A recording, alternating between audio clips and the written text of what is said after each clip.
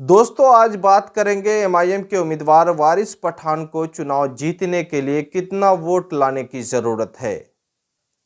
महाराष्ट्र चुनाव के नतीजे का सबको इंतजार है। जैसा कि आप जान रहे हैं, महाराष्ट्र में महाविकास अघाड़ी और महायुति के बीच मुकाबला है और साथ ही साथ एमआईएम के उम्मीदवार को लेकर चर्चा का माहौल गर्म है।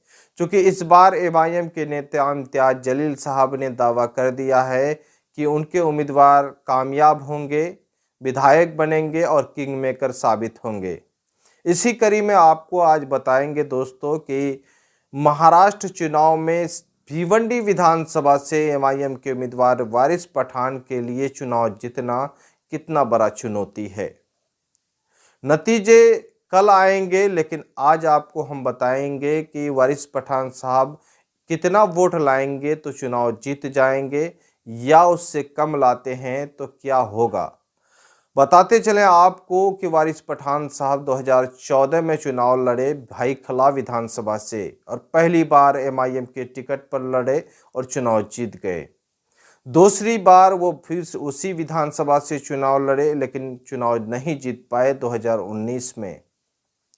जब 2019 में चुनाव नहीं जीत पाए तो मुसलसल एमआईएम पार्टी के बीच रहे, एमआईएम के प्रवक्ता बनकर वो काम किए।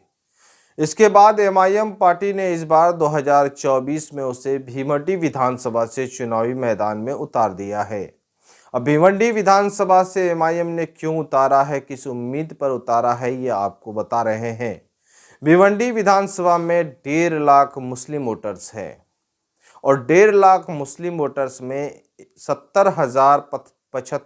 70,000 के करीब एमआईएम के उम्मीदवार वारिस पठान साहब को मिल जाता है तो वो आसानी से चुनाव जीत सकते हैं। लेकिन उसके सामने में बड़ा चैलेंज और चुनौती है, क्योंकि जिस विधानसभा से वो उम्मीदवार हैं, भिवंडी विधानसभा से मुस्लिम उम्मीदवार 13 उम्मीदवार चुनावी मैदान में हैं और ये सिर्फ मुसलमानों के वोट को काटने आए हैं। बाकी 3 उम्मीदवार जो है हिंदू उम्मीदवार हैं। 2019 की बात करें इस विधानसभा चुनाव के बारे में तो 2019 के रिजल्ट को देखते हुए इस बार एमआईएम ने भिवंडी विधानसभा से वारिस पठान को उतारा है। 2019 में एमआईएम पार्टी के उम्मीदवार 43,945 वोट लाए थे। उस वक्त एमआईएम के उम्मीदवार खालिद गुड्डू थे और जीतने वाले उम्मीदवार बीजेपी के थे महेश चौधुले, जो 58,857 वोट लाए थे। 14,862 वोट के अंतराल में एमआईएम पार्टी के उम्मीदवार हारे, बीजेपी के उम्मीदवार जीत गए। उससे पहले यहां पर समाजवादी पार्टी के भी उम्मीदवार जीते हैं, फिर बीजेपी का गढ़ रहा है, यानी सबकी नज़र इस सीट पर है। इस बार जो है एमआईएम पार्टी, खासतौर पर असदुद्दीन ओवैसी साहब ने ये फैसला लिए कि नहीं, अब जो है खालिद के जगह वारिस पठान साहब को उतारा जाए, क्योंकि वारिस पठान एमआईएम के बड़े लीडर हैं और लगातार एमआईएम के लिए ही वो काम कर रहे हैं। शुरू से आप देखेंगे 2014 से अब तक वो पार्टी नहीं बदले हैं, एमआईएम पार्टी से जुड़कर हैं, भले ही चुनाव जीते हारे हैं, फिर जो है इस बार चुनावी मैदान में हैं। अब इस गैप को पूरा करने के लिए 14,862 को गैप को पूरा करने के लिए 70,000 से 75,000 वोट लाने की ज़रूरत है वारिस पठान साहब को, चाहे वो किसी भी जाति मजहब से हो। हालांकि लगातार जो है लोग कह रहे हैं कि वारिस पठान साहब जीत जाएंगे।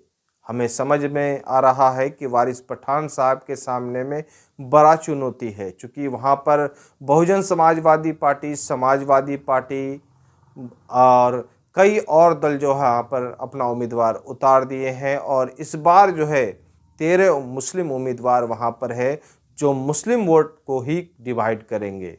इसीलिए उसके सामने में बड़ा चुनौती है और वहाँ के मुसलमानों में इत्तिहाद भी देखा जा सकता है। लगातार असदुद्दीन ओवैसी साहब अपने स्पीच के दौरान इत्तिहाद की बात करते हैं, लगातार एकता की बात करते हैं और दबे कुचले दलितों की बात करते हैं।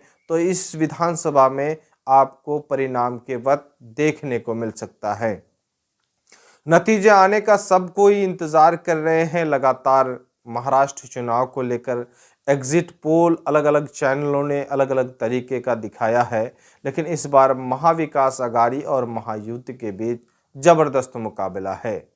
इधर झारखंड में भी नतीजे आएंगे। बिहार उपचुनाव, उत्तर प्रदेश उपचुनाव को लेकर लगातार अपडेट पाने के लिए हमारे चैनल द मैसेज न्यूज़ में आप नए हैं तो चैनल को सब्सक्राइब कर लीजिएगा, या फेसबुक में हमें देख रहे हैं तो पेज को फॉलो कर लीजिएगा, ताकि हर अपडेट आपको सही समय पर मिले। दोस्तों, महाराष्ट्र चुनाव के अपडेट को लेकर हम हाजिर रहेंगे, चूँकि इस बार बड़ी उम्मीद है। असदुद्दीन ओवैसी साहब सबसे ज़्यादा वक्त महाराष्ट्र में दिए हैं, साथ में अपने छोटे भाई अकबरुद्दीन ओवैसी साहब को लेकर, और महाराष्ट्र चुनाव में सबसे ज़्यादा जो है इस बार चुनाव प्रचार किए।